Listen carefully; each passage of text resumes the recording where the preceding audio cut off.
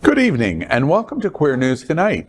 This is the world's first and only LGBTQ plus daily evening television news. We're broadcasting live and then we're available on demand and available on all smart televisions including Roku, Apple Television, Android TV, Amazon Fire TV, YouTube, and Facebook.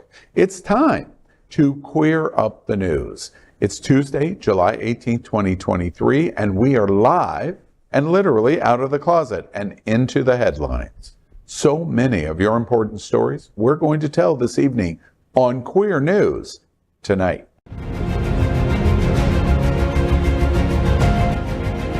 This is the world's first live daily LGBTQ evening news show, literally out of the closet and into the headlines on Queer News Tonight with Al Ferguson.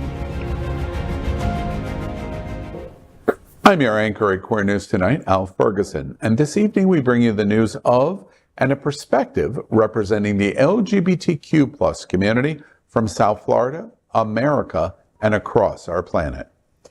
This is the world's first and only unedited live LGBTQ plus evening news show. Whatever happens, unique in LGBTQ plus news, you will see it and hear it. HOTspots Magazine Television Network is a nonprofit 501c3 media company in the same model of PBS and NPR, but designed for the LGBTQ plus community. Our mission is to support the 10 pillars of our LGBTQ plus community. We want to inform and educate the key issues of our Black community, Latino, lesbian, and queer, women, trans students and youth, seniors, HIV and AIDS, healthcare, business, social justice, and faith. Help us support our community. We are part of one of the largest LGBTQ plus media companies in America, HOTspots Magazine and Happening Out Television Network. Our magazine is celebrating 38 years of LGBTQ plus experience, and our television news, talk, and entertainment shows support our mission to educate the LGBTQ plus and broader community. Well, let's welcome anchor Lexi Goza. She is the chair of the Greater Miami LGBTQ Chamber of Commerce's Women's Empowerment Council, the secretary of the LGBTQIA Advisory Board for the City of Miami Beach, the founder of P-Flag Melbourne, and she owns Lexi Goza State Farm Insurance Agency in Miami. Good evening, Lexi. Good evening, Al. Thank you so much. In the gay agenda, LEZCHIC celebrates Barbies Dream Weekend, July 28th through the 30th. LEZCHIC presents a 3-day lesbian event of the summer in Miami from July 28th through July 30th. The event, named Barbies Dream Weekend, will feature DJ Citizen Jane, the Playboys, the Uncut Gems as Barbie, and more. Mary's After Dark, Lexi Goza State Farm, Casa Florida, Naked Taco, High Bar, Casa Tiki, will all sponsor the weekend celebration. The weekend will feature events like Cowboy Barbie and Ken, Barbie and Ken Foam Pool Party, Burlesque Brunch and Fashion Show, and Tiki Barbie and Burlesque Show. Each event will feature the best DJs and performers. More information and tickets can be found at LEZCHIC.com. Well, let's welcome anchor Rajee Narine-Singh, a famous transgender activist, actress, author, mystic, and reality TV personality. She is a multi-racial descent and has appeared on more than 35 television shows across the globe. Welcome, Rajee. Thank you. In the gay agenda, Pride Skate Night at Xtreme Action Park, Thursday, August 3rd. Stonewall Pride Skate Nights is a fun, family-friendly event benefiting the Wilton Manor Stonewall Parade and Festival. Bring friends and family along for classic fun and quad roller skates at the Xtreme Action Park Arena roller skate ring, and help support our local LGBTQ plus community. Pride Skate Nights occur on the first Thursday of every month from 7 p.m. to 10 p.m. Each month is a new theme event along with a live DJ, guest appearances, drag queen performances, and more. Tickets can be purchased online at extremeactionpark.com. Let's welcome anchor Glen Weinzimer. Glen is the founder of Smart Ride. Smart Ride's 20th anniversary will be November 17th to 18th and has a goal to raise $2 million. Glen owns Bona Italian Restaurant in Wilton Manors. In the past 6 years, Bona's Give Back Mondays has raised over $60,000 to help local charities and organizations. Welcome, Glen. Thank you, Al. Pleasure to be here. In the gay agenda, Urge Miami celebrates 12 years of Urge September 2nd. Mark your calendar for September 2nd from 10 p.m. to 5 a.m. as you are invited to celebrate 12 years of Urge this Labor Day weekend in Miami's favorite nightclub, Club M2.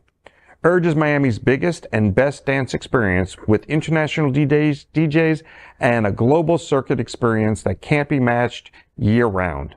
The 12-year anniversary celebration will feature music by Ben Baxon, Liza Rodriguez, and Suri. You can buy advance tickets at urgemiami.com. Also in the gay agenda, Greater Fort Lauderdale features plenty of ways to play on and off the beach with cultural attractions, luxurious spas, sightseeing, and more. There's also shopping in everything from boutiques to department stores and a thriving restaurant scene. Visit Lauderdale. Everyone under the sun.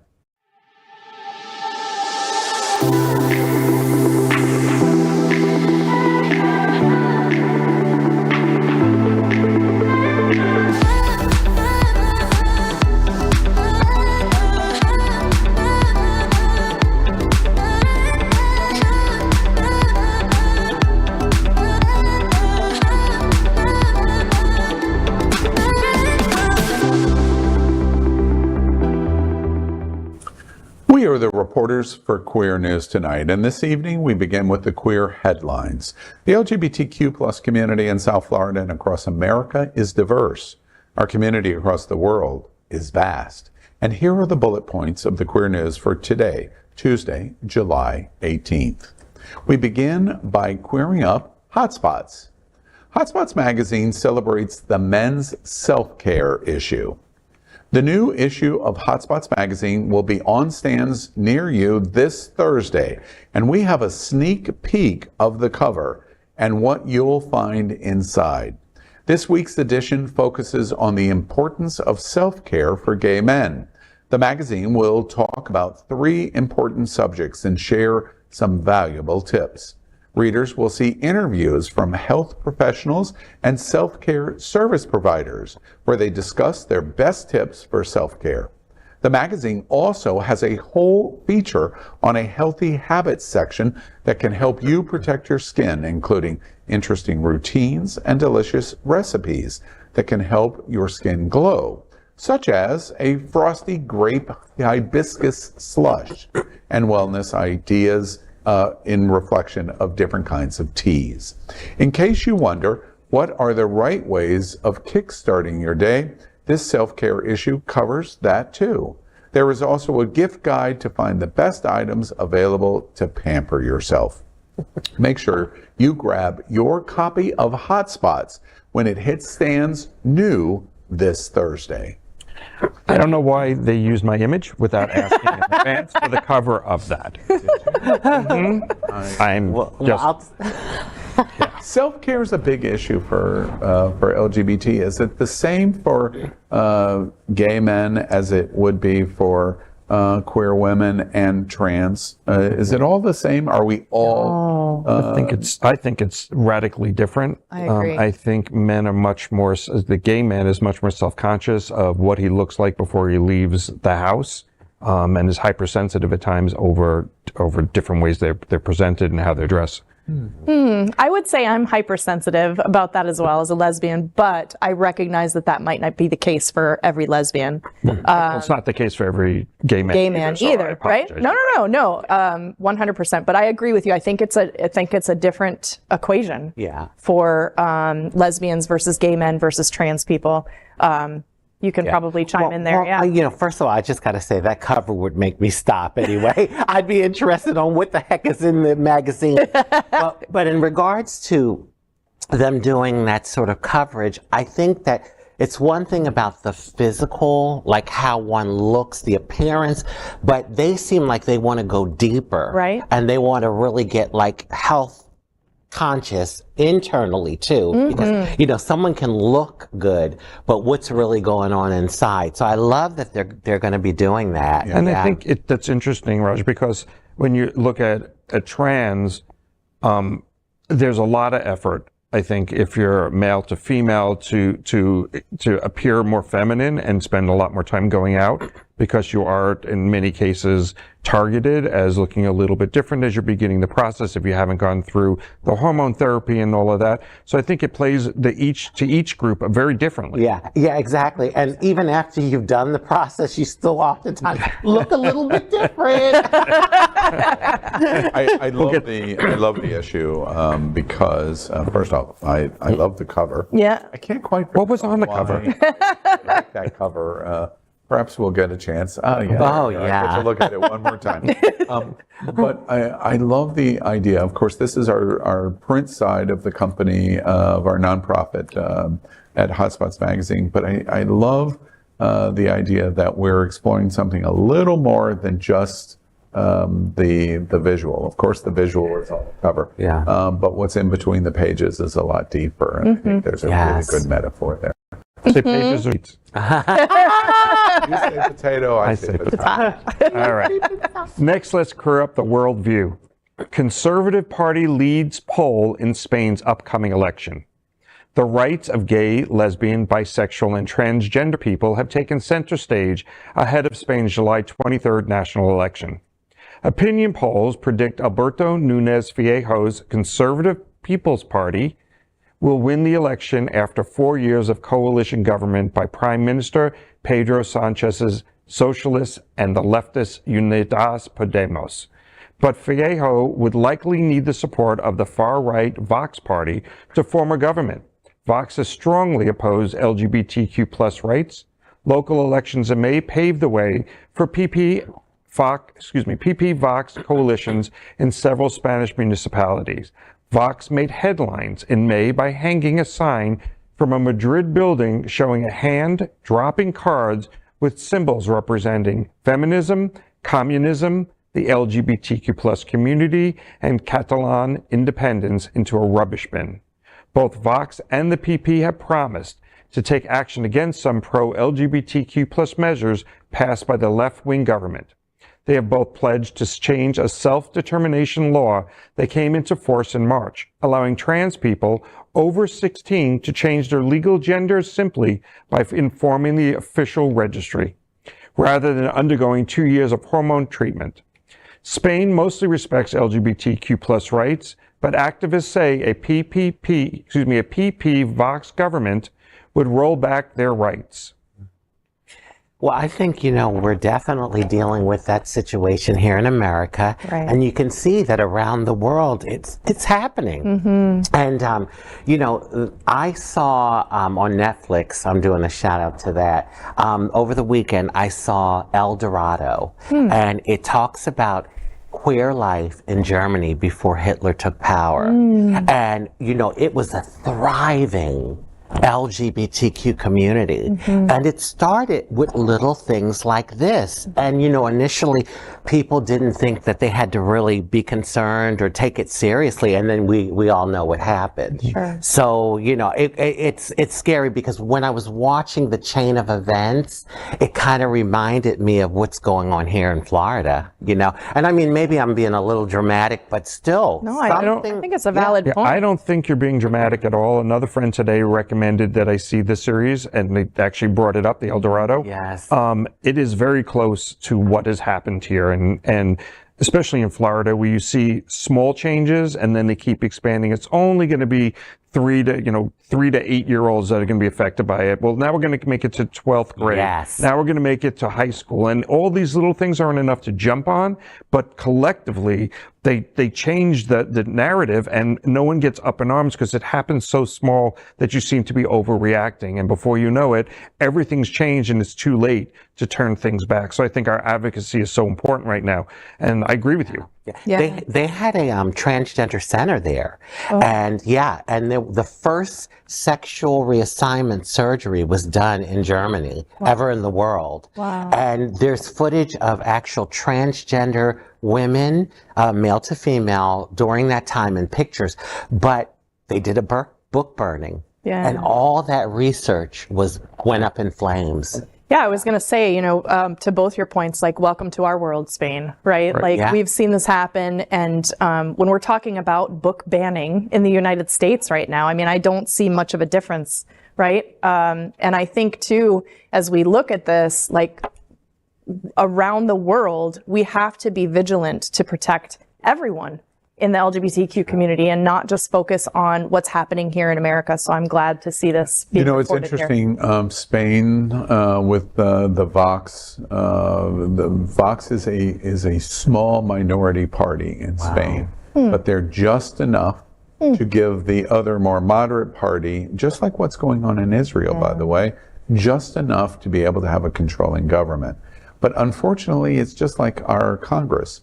The Speaker of the House becomes the Speaker of the House because the Marjorie Taylor Greene Matt Gaetz collective of about 20 radically conservative voices give themselves enough power to become important because that's the only way he can become Speaker. That's what you're watching in the unification of Vox in Spain. And we're all living this grim fairy tales life. Right. We just saw it in this last week's here in Florida of the grim fairy tale of Little Red Riding Hood. Little Red Riding Hood, the wolf tries to convince Red that he's not the villain. He is the villain of the story. Vox will be the villain of the Spain story if allowed to control. Matt Gaetz and Marjorie Taylor Greene will be the villain of the story. And the proof of it now in Florida is Governor Ron DeSantis. He is not going to ever again fool me or convince me that there is some moderating voice in his approach, that he's only trying to provide parental rights and protect children. That is not what he is doing. No. He proved that when he produces the commercial against Donald Trump of being radically supportive of trans, radically supportive of drag queens, and trying to convince everyone that Donald Trump is this uber LGBT rights activist. Those are all lies. Yeah, coming from someone who is trying to seed and sell hate. That is Matt Gaetz, that is Marjorie Taylor Greene, that is Boebert from Colorado, and in this story, that is Vox in Spain. They're all coming out of the same mold of this minority, radical, conservative thought, but it is something that all of us are going to have to face. And the question is, are we going to be Little Red Riding Hood and understand who the wolf is, the big bad wolf, or are we going to be eaten by them? And also this past week, I was up in Great Barrington and we went to a small regional theater for my birthday and we saw Cabaret. And the playbill before the show talked about Germany and the LGBT community, and when you look at Joel Grey, who played the original MC, if you will, of the show, it was about trans, it was about gay, and all the clubs being open. And what happened when the Nazis were sitting in the room is slowly things were changing. Yes. And so like El Dorado, like what's happening in Spain, I think it's important to watch those shows again, to see Cabaret, to watch El Dorado, to follow the news, because we see something scary happening. Well, don't quote me, but I think they said they had like 120 queer clubs in Berlin at the time before Hitler. Yeah. And there were actually officers that belonged to Hitler's party that were gay, and they were going to the clubs. Yes. And then, when he took power, everything changed. All hell broke loose. Yeah, but you're right. To your point, Glenn, like, we need to watch what's happening, right? And not think, oh, this one initiative is not that big of a deal, right? Because it's that Overton window, right? So Ron DeSantis tried it with that commercial and then pulled it because, the reaction was too strong. He stepped a little too far outside the Overton window, so the window didn't move. He had to move. So we need to keep that pressure on people to make sure that we don't continue to see this perpetuate. You're up. Oh, I am. Yeah. I was so passionate about that. I was like, you just in deep thought. Yeah. Yes. Next, let's queer up politics. Senate Democrats release report revealing staff diversity. According to a diversity report released by Senate Democrats, more than 1 in 4 staffers identify as LGBTQ+ in the offices of at least 8 U.S. senators. The diversity snapshot was taken on June 30th to get a sense of the racial, ethnic, and gender diversity in the offices of the 48 Democratic senators and the 3 independent senators that caucus with the Democrats. The senators with the highest percentage of queer staffers are Pennsylvania Democrats Bob Casey with 30%, John Fetterman at 28%, and Patty Murray of Washington at 29%. Following closely behind at 26% are Senators Catherine Cortez Masto, Senator Gary Peters, Senator Bernie Sanders, Senator Tina Smith, and Senator Ron Wyden. The Senate's only 2 openly LGBTQ+ senators, Senator Tammy Baldwin and Senator Kirsten Sinema, have LGBTQ+ staffer percentages of 23% and 19% respectively. The percentage of Americans who identify as LGBTQ+ rose to an all-time high of 7.2% last year. However, only 6 of the 51 senators listed in the report had LGBTQ+ staffers that represented 7% or less of their staff. Joe Manchin, Democrat of West Virginia, came in at the lowest with 0%. Senator Fetterman responded to the results with a White Lotus-inspired meme on Twitter featuring Jennifer Coolidge's character and the edited quote, "These gays, they're trying to run my Senate office," end quote. I loved White Lotus, so I gotta say that. And Coolidge, she's incredible. Yes, love her. I was so far past it though when I saw it in the story. I'm like, oh, that was a while ago. I am loving the fact that this report exists and that they did it, right? I think it will bring attention and hopefully increase those folks who are not hiring diversity to do so. Yeah. I wonder how many, because we know that LGBT is not just a Democratic thing. That's right. How many of the Republicans and what percentages do they have? Because I think we'd be surprised by the number, if they're willing to say it, Right. of the number of people that have a staff that's LGBTQ. That's true. Well, I went to Tallahassee a few years ago for Lobby Day. And, well, first of all, we made a big statement because it was the first time transgender women of color went for Lobby Day to sit down with some of the lawmakers. But I noticed, like, a lot of the different assistants and stuff, you could tell. I mean, they didn't come out and say it, but, we know, I have a vibe for it. Did So they do a snap thing for you? But also they're the ones that support what you're talking about, right? Yes, And try to get you in front of their... Well, interestingly enough, we requested to sit down and meet with some of the Republicans, and they all said no. Yeah. So it was only Democrats that met with us, but that was very telling too. So yeah. One of the things that I think is interesting in this survey report is it is factually correct that there are industries that are more dominated by LGBT. And you would know right off the top of your head. We're talking about fashion industry. We're talking about travel, hospitality. We're talking about entertainment, Broadway, movie, musicals, etc. Those are always traditional industries for LGBTQ community, not only dominated by the percentage of participants in the industry, but also the impact and effect that they have on the industry. I love this story because it reminds us that in Washington, that is an industry. Politics is a business industry. 100%. And LGBT is having a significant effect in the dominance in the industry, like fashion, entertainment, travel, hospitality. The one disappointing thing about this is I just draw attention to the number comparison. 7.2% as discussed, and the industry in different political offices is 25%. So we're triple overproducing in terms of what the natural representation of our community would normally be. That's wonderful. It's an indication that this is one of the core industries that LGBT is very significant in. The disappointing thing with that is it's behind the scenes because the representation of the House and the representation in the Senate do not match it. In the Senate, we represent 2%, Right. not 25%. Yeah. We don't even represent the 7.2%. So there's good news and bad news here. It's a important lane for us, but when it gets to the elected official, it doesn't translate in the same way to the voting electorate, which means that the American electorate are voting for people that are not LGBT, and then those people are recognizing they need LGBT and they hire them. Yeah. That's what the survey really is representing. Wow. Good point.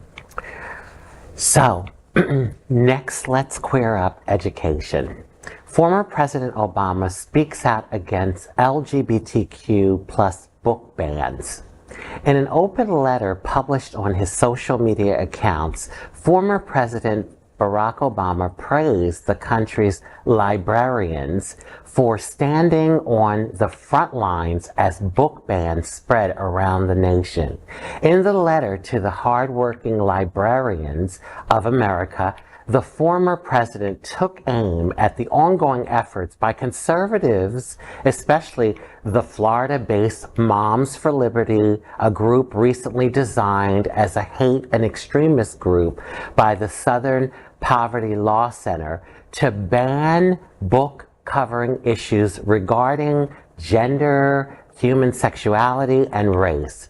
The former president said in the letter that American authors and poets significantly impacted his life growing up.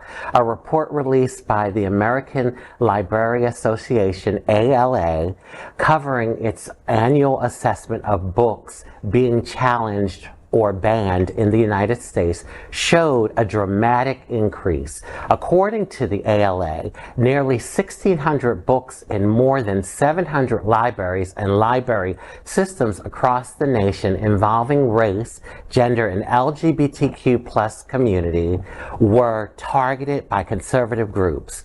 Over this past year, libraries have found themselves at the center of a cultural war as conservative groups lead a historic effort to ban and challenge materials that address racism, gender, politics, and sexual identity.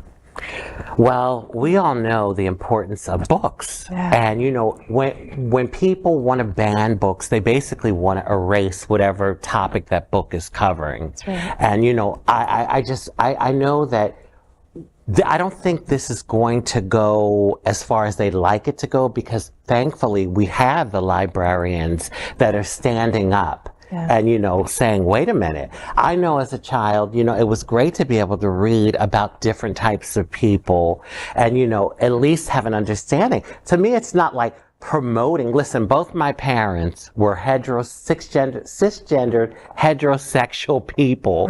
And look how I turned out. I'm transgender. What I'm trying to say is you are who you are. So reading a book isn't going to make you, but that's what they're pushing. They're pushing. We have to protect our children because if they read this book, they might turn trans. Yeah, I think you're hitting the nail right on the head there. They want to stop the influence of our visibility on children. The thing that's disturbing to me is that they also are targeting, I mean, obviously not the only disturbing thing, but they're also targeting other areas that, like racism. Like, what? Why would you need to shield children from racism? That doesn't compute. Lexi, I don't know if you know this, but there was a civil war. We had slavery. There's a whole core of people in Tallahassee that want to try to tell you slavery never happened. Did not exist. Right. I understand. I just I can't make the two things line up in my brain. But it's because they don't. They don't at all. And I don't understand. I'm a mother. I raised two children. I don't understand how women can get together and think that it's a good idea to restrict children's access to educational materials. I don't get it. Like, if you need someone else to regulate your children's life, then probably you shouldn't be a parent. Yeah. Right? If you need the government to tell you what your child should and should not engage in or read, that's a bigger problem than we have laws to solve. And Lexi, right? I gotta say this, you know, the irony. What do the Republicans always say? Less government. Yeah, right? And they're doing the opposite by know. trying to tell people what books they can read. I know. And You know? I've said it 100 times. Like, it's simple, guys. Like, my rights end where yours begin. So if I'm a parent and I want my child to read a book that was banned, then I should be able to have that freedom to do so. Just like if I want my children to go to a pride festival or a drag brunch where there are drag performers, I should be allowed to do that as a parent. I don't see a That's how problem. you get into an R-rated movie. Yeah. If you bring your parent Right. and they approve, then you can go see it. Exactly right. You know, one last thought about Moms for Liberty. I completely agree with Southern Poverty Law. They're a terrorist group. Yeah. It is a small terrorist group. It is a terrorist group that was created by the governor of the state of Florida. He funded and created the Moms for Liberty, and then created it as a statewide campaign, and now is exporting it onto states around the country. It is a small number of people that basically have gone in secret. The reason why they've passed the laws the way they've passed to allow you to challenge a book anonymously is because they're a such significant minority, they can't sell it as a majority decision-making in community interest. So this is how they get it, is doing it anonymously and secretly and only having one person challenge a book. And because the one person has challenged the book, then the book is on review and in the force of removal. Right. This is all a terrorist act. Moms for Liberty is a terrorist organization. The other thing that I always, I won't take credit for the thought, but I read a recent article that said, you know, we've seen this before.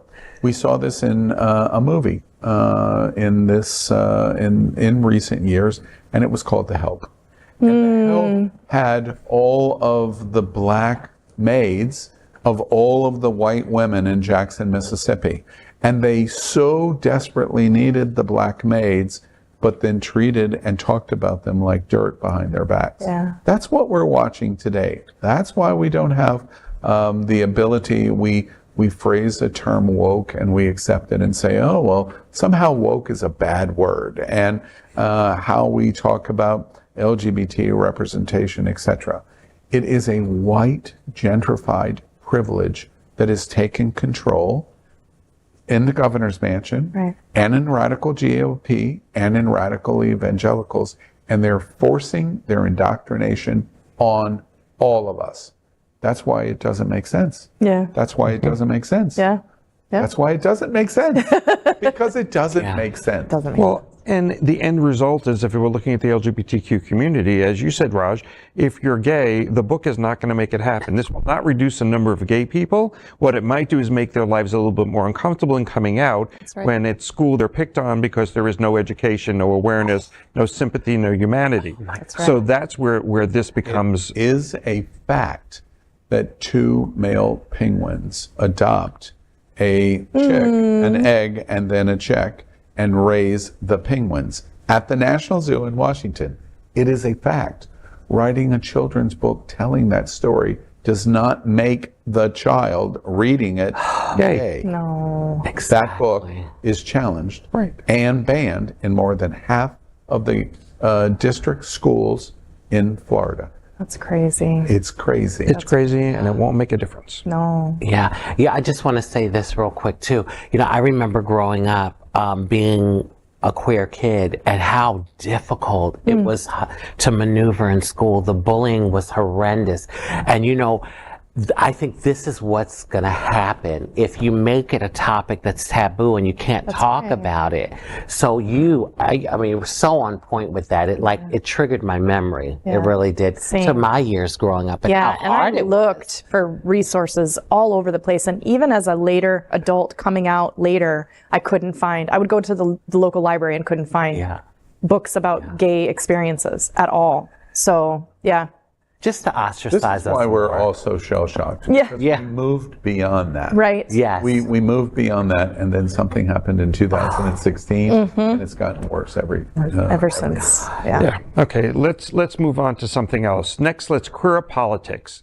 LGBTQ plus advocacy groups offer training to help candidates win elections. LGBTQ plus people who are current or future political candidates, along with their staff, are learning how to run a winning campaign in Orlando this weekend. The 4-day training will be put on by 3 LGBTQ plus advocacy groups: the LGBTQ plus Victory Institute, Equality Florida, and SAVE. It will focus on giving LGBTQ plus political candidates, campaign staff, and community leaders the skills they need to run for office in Florida and win. Orlando Commissioner Patty Sheehan is the first openly gay elected official in Central Florida. She'll be at the training this weekend as a mentor and coach. Sheehan said recent laws are contributing to a wave of homophobia and transphobia. She believes it is important for LGBTQ plus people more than ever to have a seat at the table, as many anti-gay regulations are being passed at the state level. And there's so much national rhetoric against the LGBTQ plus community. This training is held in rotating cities throughout the country. Houston Mayor Anise Parker and Virginia State Delegate Danica Rome are just a handful of program alumni. LGBTQ plus Victory Institute works to achieve and sustain equality through leadership, development, training, research, and convenings. This is powerful. Yeah. This is powerful because we need our type sitting at the table. We need them on the inside. That's right. But it's yeah. it's important, and I think this is kudos to all 3 organizations, because so many people go out and try to run an election and they really don't know how to play the game, if you want to call it that, because everything is a game. Yes. And having them teach them, show them, mentor them is phenomenal. And having past alumni rejoin and pass along their knowledge, this is the way they can potentially win an election, by getting their message correct. Speaking to the broader community in a way that they don't get caught misstating something that could be misrepresented. I think this is a fantastic group of organizations that work for our equality, work for our, for the betterment of our community, and for all of our rights, LGBTQ, transgender, people of color. It's all packaged there for the weekend, and I think it's an amazing thing. I want to echo what you're saying too, because I think a lot of times we have separate groups doing the same thing or duplicating efforts, right? And so kudos to all 3 organizations. Collaboration. Yes. Collaboration works, and united we're stronger, right? Absolutely. And I will say I've been to trainings put on by Equality Florida. We talked about lobby days earlier, and they're just incredible. The work that they do, led by Nadine Smith, is just chef's kiss. Yes. Incredible. One final thought. One of the things I really love about this is I've participated with all 3 of these organizations. I've been to the galas, I've contributed money, I've voiced support, we've done stories, all 3. Yes. Victory Fund and the Victory Institute is helping on a national level, and they're coming into Florida. Of course, Equality Florida is central to our advocacy for LGBT in Florida, and SAVE is our leader here in South Florida. But in all 3 instances, my eyes roll up in my head when I say, what is it we're going to do? And everyone says, vote. Get out and vote. I already know that. Right. I already know that. Yeah. What are you going to do about it? Yes. Okay, I'm going to vote. And we need to do everything we can to get some of the mouth breathers in our community to get out and vote. Agreed. But the thing that I really like about this, because in addition to the collaboration, is that it is taking a substantive action to say, wait, let's take this a step farther, to bring, Lexi may be interested in running for office. And if Lexi was interested in running You for got my office, vote. yes, and mine too. Aw. But at the Can I be your assistant? at the very beginning, there are so many complicated issues to even for you to decide if you want to run for election rather, as a candidate, you have to have the assistance of the professionals, especially in our lane of LGBT to even consider the possibilities. Agreed. I would say too that one of the things that I came across in my experience of running a pride organization and PFLAG is that there are very specific skills that you need to deal with the press. Yeah. Just that small little piece. And so if we can help train the people who are willing to step up to win a campaign and provide them all of those skills, then that's exactly where we should be spending our energy. I think one of the reasons this story is so important is that organizations like Equality Florida, like SAVE, even HRC on a national level, people always go, what are they doing? They're not doing anything. I don't see them doing anything. Why would I want to give them money? This shows right here, this story is important because we're letting people know what these organizations do, because they don't always do a great job of letting the general community know, or the general population know, what it is that they do and how they advocate. And this is a great way to say, you're supporting them because they're helping us get the people into office, and training them so that we have equal representation or fair representation at the table. Empowering them. I love the observation. And one other point that relates to that. We're talking about this. I can almost guarantee you, I'll put a $5 bill on the table. I can almost guarantee you, no one in Florida is talking about this. None of our LGBT media is. No, that's what I'm saying. It's important. The general media is not going to pick this up going, well, what's the big deal? Why should we talk about it?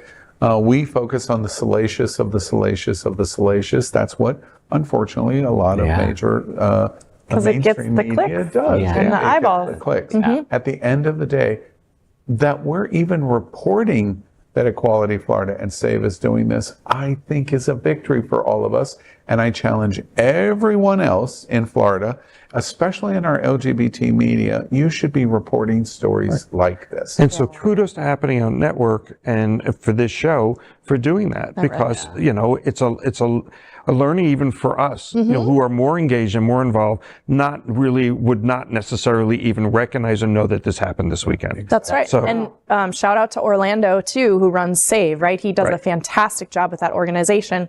And I'm friends with him, and as we all are, but I didn't know this was happening this weekend. So, that's one of the things that it goes back to what Al was saying. I mean, it needs to be reported on. And our community in a needs wider to pick up sense. Stories like this and share them. That's right. And help our community. It gives you more pride in who we are. I mean, it's a lot of it. Kudos to Victory Institute, Equality Florida, and SAVE for doing this. All right.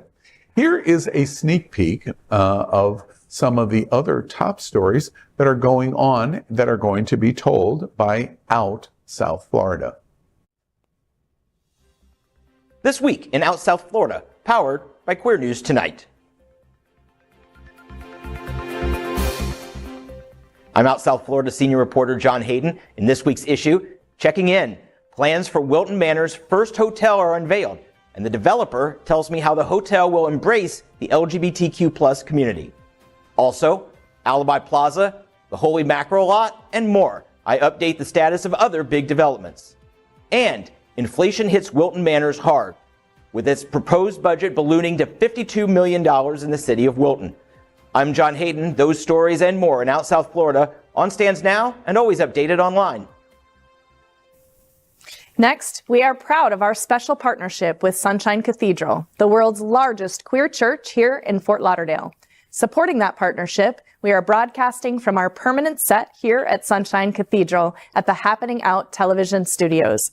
We broadcast Sunshine Cathedral's Sunday International Service at 10:30 a.m.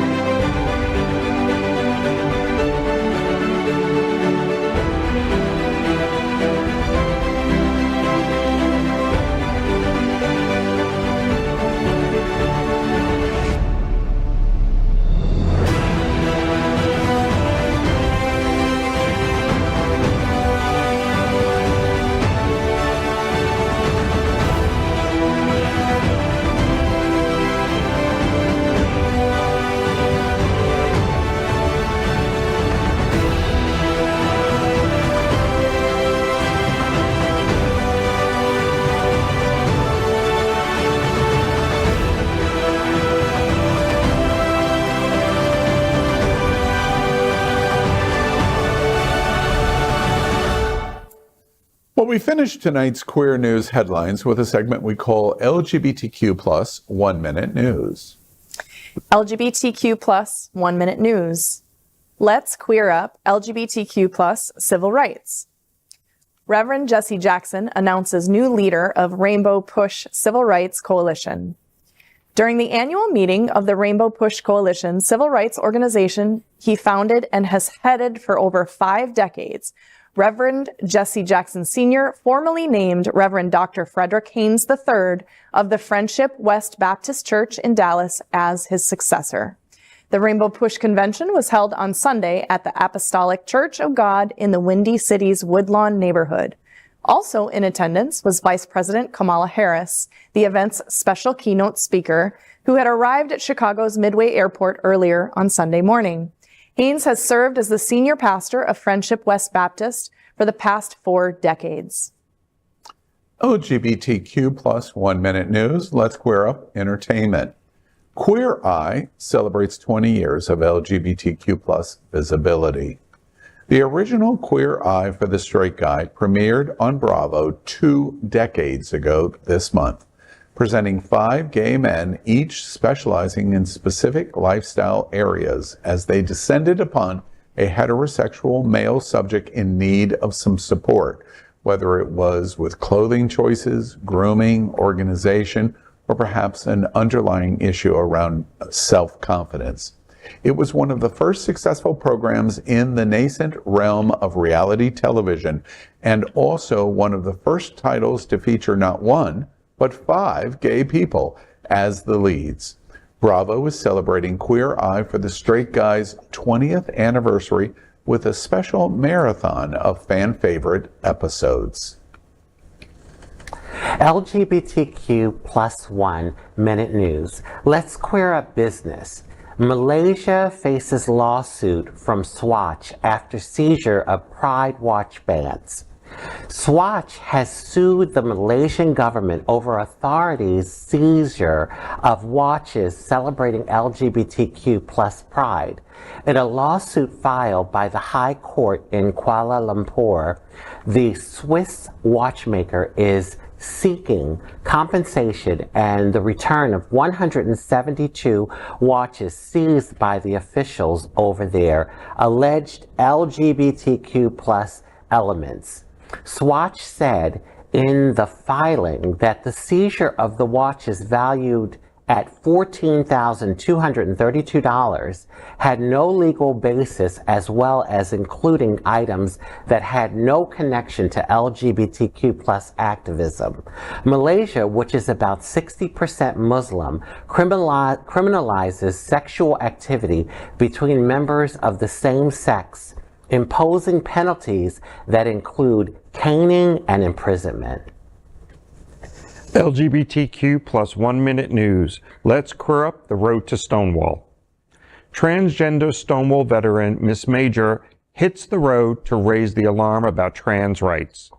Stonewall veteran Miss Major, who is over 80 years old, is on the road urging trans people to stand up and fight. She has left Little Rock, Arkansas to spread the word with trans people in New York City, Washington, D.C., and beyond. They need to wake up, stand up, and realize just how perilous the current political moment is. She relies on motorized scooters or wheelchairs to get around, but still, she is determined. She's determined. On Thursday last week, she met with transgender community figures and activists in Washington on the second leg of her tour at a local queer bar. Miss Major fought back at the 1969 Stonewall Uprising in New York City.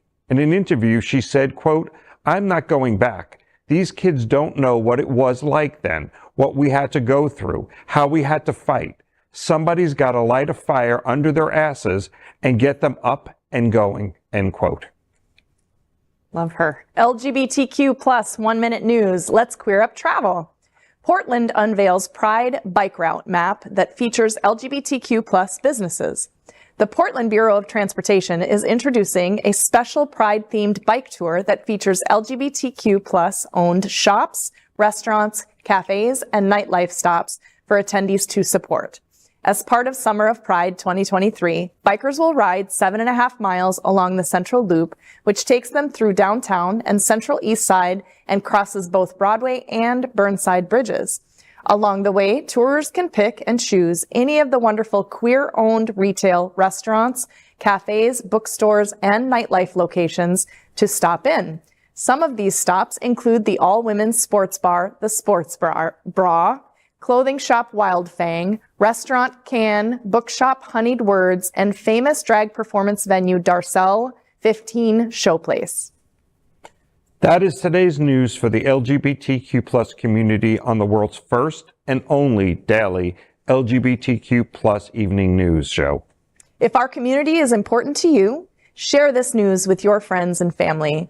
Are you, like most of America, part of our very large television audience watching this live LGBTQ plus news broadcast right now on Roku, Apple TV, Android TV, and Amazon Fire TV? Queer News Tonight is the only live LGBTQ plus digital television show in the world that is literally out of the closet and into the headlines. We need your support. If our community is to grow, we must tell our stories and bring them to the attention of the broader world. This is the only place in the world that these types of stories are told, of LGBTQ plus stories in motion and sound.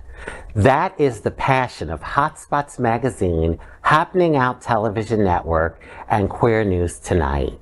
I'm your anchor, Al Ferguson, and on behalf of these LGBTQ plus reporters, the anchors of Queer News Tonight, including Lexi Goza, Rajee Narine-Singh, and Glen Weinzimer, we will see you daily at 8 p.m. And to our LGBTQ plus world, we wish you good night. Good night. Good night.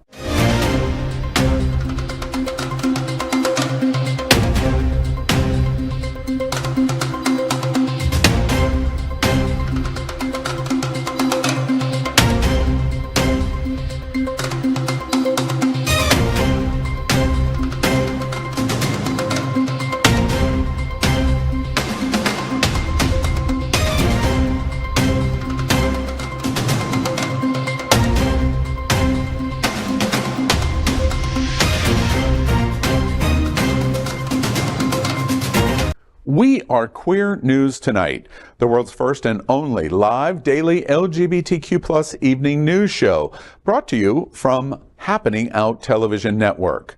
We operate in the same model of PBS and NPR, but for the LGBTQ plus community. We educate, inform, and entertain by supporting the 10 pillars of our LGBTQ plus community, with more than 100,000 a week watching us on Roku, Apple Television, and other channels. To keep the story going, we accept donations with 100% transparency. Stay updated and live authentically with Queer News Tonight.